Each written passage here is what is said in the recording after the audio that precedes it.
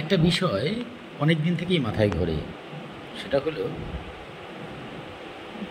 আমরা যা করি, যা ভাবি, প্রত্যেকেই যেন শুধু নিজে যেটা ভাবি, নিজে যেটা অনুভব করি সেটাই ঠিক মনে করি। এই জায়গাটায় যেন একটা বড় ভুল আমরা প্রত্যেকেই করি। আমরা শুধু পরনিন্দার পরচর্চা করায় ব্যস্ত, পরে সমালোচনা করায় ব্যস্ত। আত্মসমালোচনাটা যেন উঠেই গেছে। আত্মসমালোচনা করা ভুলে যাচ্ছি আমরা, যেটা আমাদের জন্য সবথেকে বড় ক্ষতিকর।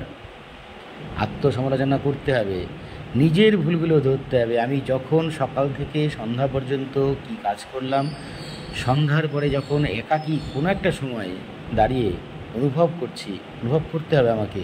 অন্য কে কী করলো সেটা না ভেবে আমি নিজে কতটা করলাম, কতটা ফাঁকি দিলাম। কারণ আমি আজকে হয়তো অন্য কাউকে ফাঁকি দিলাম, সে বুঝতে পারলো না, কিন্তু আমি বা আমার নিকটের কেউ, তারাও হয়তো অন্য কারো মারফতে ফাঁকিতে পড়ল। সুতরাং আত্মসমালোচনা করুন, পরচর্চা পরনিন্দা না করে আত্মসমালোচনা করুন। তবেই আমরা হয়তোবা একটা সময়ে সঠিক জায়গায় পৌঁছবো।